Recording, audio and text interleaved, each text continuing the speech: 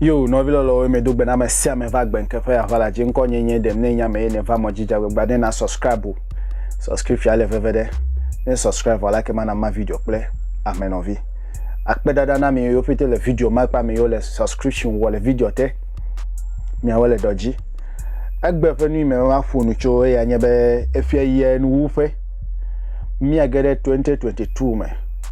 Ma so bolisa ma kitikata. Ne na be dagbe ne va fe. Presusube nyenava efeme tadoji nu tameko va moji anyebe mese nyemekpo ya mese be ameyomi ko dade be onye dukplola na miye o le cassava importi cassava nye agbeli agbe eli mi atogbe o ene nkoma agbeli de mi nyebe evemere agbeli ebole mi asi eblo mi fufu de fufu mi tokle to de eblo we mi wu ne me kwa pa man ko da de mi agbo be jogbeji pa je de ete ya o fa le fimie fifi la emele nu fokpilo de nyonuku inyemenyale ma degomo nyemenyale ma fonu oko yi fifi la o nyate fe gbo mele na we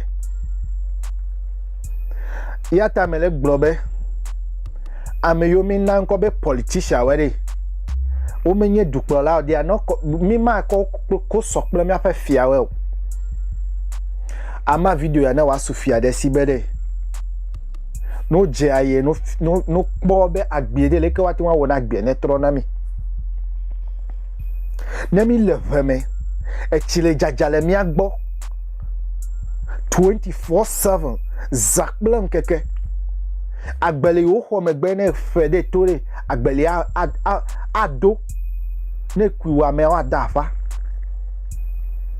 no kale gbegbele le mi ahun ma gbona mi lo University of Ghana Farms me wodolef makpo ba bia sa be o fa agbalida no vilolo we me le dagbe onya bia na feduko no nya be mi vale agbeli import mi le watch import mi le ring ya o me le wo le Ghana mi le import kuku gbegble ya o le import gale chen gbegble ya o ya me le mi asio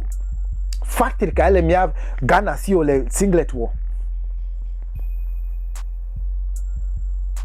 me nyemega di ma fonu efe ya kaka efe ya wonu ko epa nyemega fonu cho mia fe politician onwo ego menye be demele nu fo pe susu be devi yo gbode no va chi no so nu le me ne wa pongo gbe la gbe me na gbe me ne pongo gbe de na mi vo e wona ma be ma tro nu itamele gbo ya nyebe ne kpo agbe me de ame yo be yo de school over a political science department nyeme wodole fma feton ne eva e bia o sebe nu ka o fia mi de o me fia o dukpoplo o me fia o ale yo awo ne ga ne va fe na mi o me fia is none of their curriculum yata mele gbobe o mi afa politician we de o me nye mi afa dukplo ra o hati o e fia o hati o ega o kodon gbe ega de ya kodon gbe na le nyon ku ji pore ponyo onku bia nku nyon ku bia de menye nku fie bia na mo enu yata mele gbogbema we will be slave until we change our mental set mi reset mi afeta gbo mi afeta go we ne onyebe China avale no me se mele gbo na fufula China avale ke kule Ghana ko le China yi no nyebe China avaku fertile land le Ghana akodi toji fu me akodi China ava fanu le jire ekima na bia sebere nu ka le gbegbele le mian ya menye education yo jojo me yansa ya mele yo be common sense ya ta me no blo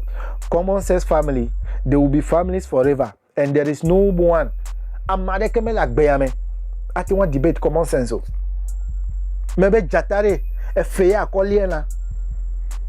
kole pore e fe ya akole la ple wa do ya ko ton la you cannot change it e ya glomele agbe mi bene vivi na agbe a vivi de nyemenya devi ile nye video po nyemenya togbe ile nye video po vona nye video tu asiwe de ko tro ide doku o me enye sofo enye fia duplo la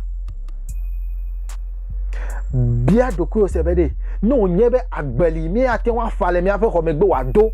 mi le import de na bia doku o sebe ame yomi ko dade ngogbebe no import no de are we okay ma gbona mi lo mais les desert les filles me gala gbeli du o le jira la sime India to we de wa o la gbeli e ko vanami dagbe ya mi no ba bia na fe me maybe if Ghana is importing cassava then we are more than sick na te fe ma gbona we do vu cho le ho we ko ida kra ni na pote fe yo mi ati wan fa cassava da mi ati wan fa gbeli da do vous le man cover lo me na kpobe fi na mi ati wan fa agbelile yama nous do mi aduku actually we cannot feed our people. You are calling yourself leaders, you are calling yourself politicians are not rulers. What the propaganda ko in fact nyeminyale ma describe well mi ato yonye via we yonye politician we de mi bia se be de le vemede ta dojinu kale aussi agbledede o enyabo le cassava importer nyabo politician mi bia we e veme politician we e fe gbedo mele o nyabo le cassava importer o nyabo le tomatoes wa men e Ghana na ya Ghana gblena ko import na tomatoes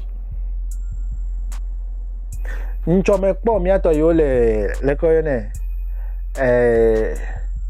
money blade le jogbeji